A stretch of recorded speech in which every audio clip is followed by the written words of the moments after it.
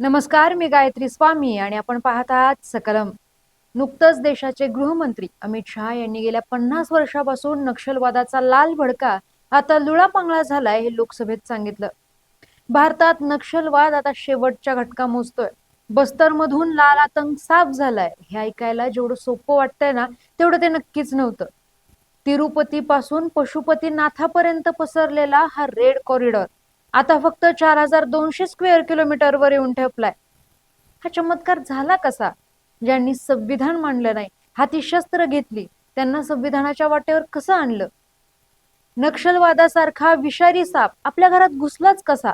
आजच्या भागात आपण नक्षलवादाचा लोळागोळा करणाऱ्या ऑपरेशन ब्लॅक फॉरेस्टची कामगिरी आणि नक्षलवादाच्या विळख्यातून बाहेर आलेल्या प्रदेशाचं भवितव्य काय, या सर्व प्रश्नांचा सखोल आढावा घेऊयात.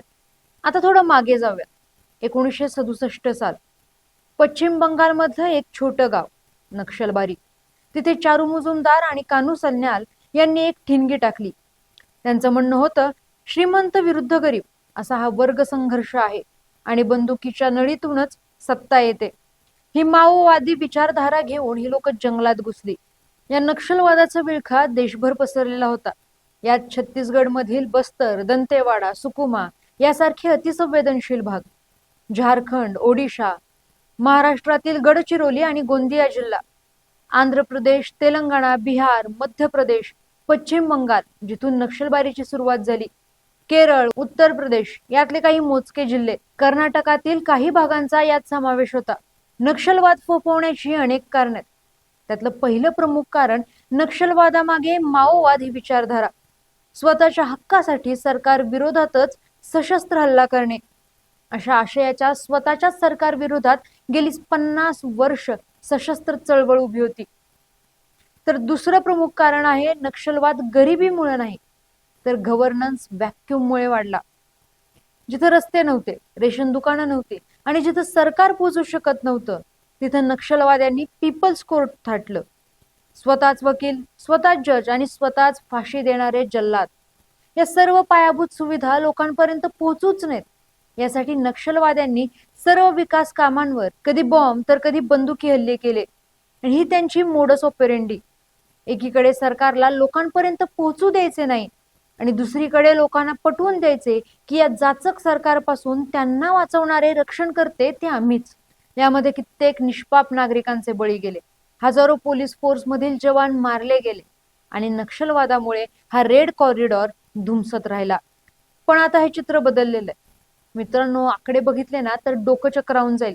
2010 मध्ये भारतात 1936 नक्षली हल्ले व्हायचे, ते 2024 पर्यंत फक्त 374 वर आलेत, म्हणजे 81% घट. एकेकाळी 126 जिल्ह्यांमध्ये नक्षलवाद होता, आज तो फक्त 2 जिल्ह्यांपुरता उरलाय. हे शक्य झालं सरकारच्या झिरो टॉलरन्स नीतीमुळे. सरकारने फक्त बंदुका चालवल्या नाहीत, तर आधी फायनान्शियल बॅकबोन तोडला. नॅशनल इन्व्हेस्टिगेशन एजन्सी आणि ईडीने नक्षलवाद्यांचे करोडो रुपये जप्त केले. जिथं 66 पोलीस स्टेशन होती, तिथं 612 फोर्टिफाईड पोलीस स्टेशन उभारली. आणि सर्वात महत्वाचं म्हणजे ऑपरेशन ब्लॅक फॉरेस्ट.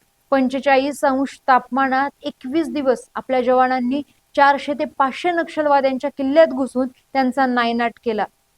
हिडमा असो किंवा बसवराज, एकामागून एक मोठे मोहरे गारद झाले. दशकाचं दुखणं आता संपत असल्याची ही खूण. सरकारचं धोरण स्पष्ट होतं, गोळीला गोळीने उत्तर मिळेल, पण चर्चेसाठी येणाऱ्यांना सन्मान मिळेल. सरकारने एक जबरदस्त पुनर्वसन योजना आणली. शरणागती पत्करणाऱ्याला 50,000 रुपये रोकड, राहिला घर आणि 3 वर्ष दरमहा 10,000 रुपये. आज बस्तरमध्ये रस्ते होत आहेत, 5,000 मोबाईल टॉवर्स उभे राहिलेत, एकलव्य शाळा सुरू झाल्यात. नक्षलवाद्यांनी ज्या बँका आणि शाळा उडवल्या होत्या, तिथं आज आदिवासी मुलं लॅपटॉप घेऊन बसतात. बस्तर ऑलिम्पिक मध्ये 5 लाख आदिवासी मुलं खेळतात, अशी माहिती सरकारने दिली. आणि हीच खरी नक्षलमुक्ती असा विश्वास देखील व्यक्त केला. आज नक्षलवादाचा सशस्त्र लढा जरी संपुष्टात आला असला, तरी खरी कसोटी आता सुरू होणार आहे. कारण नक्षलवाद लढा केवळ बंदुकांशी नसून तो एका विचारधारेशी आहे. दुर्गम आदिवासी भागातील सामाजिक आणि आर्थिक विषमतेच्या भेगा भरून काढणे हे पुढील मुख्य आव्हान आहे. याच विषमतेचा बाजार नक्षलवादाच्या हातचा आयतो खोलीत होत्या. त्यामुळे केवळ नक्षलवाद्यांना कंठस्नान घालणे पुरेसे नाही, आज जेव्हा तिथल्या लोकांनी सरकारवर विश्वास दाखवला आहे, तर आदिवासी समुदायाला विकासाच्या मुख्य प्रवाहात सामावून घेणं गरजेचे आहे. फॉरेस्ट राईट्स ऍक्टची प्रभावी अंमलबजावणी, स्थानिक संसाधनांवर आदिवासींचा अधिकार आणि शिक्षण, आरोग्य व बँकिंग सुविधांचा 100% लाभ प्रत्येक घरापर्यंत पोहोचवणे हेच शाश्वत शांततेचं गमक आहे. नक्षलवाद संपला तरी ही विघातक विचारधारा पुन्हा डोकेवर काढण्याची किंवा नवीन स्वरूपात पुन्हा उद्भवण्याची शक्यता आहे. यासाठी सुरक्षा यंत्रणांना सतर्क राहावे लागेल आणि प्रशासनाला कमालीच्या संवेदनशीलतेने काम करावे लागेल. थोडक्यात हा विषय लष्करी नसून तो लोकशाही आणि विकासाचा असावा लागेल. तुम्हाला ही माहिती आवडली असेल तर लाईक करा आणि सकलम चॅनलला सबस्क्राईब करा. पाहत राहा सकलम.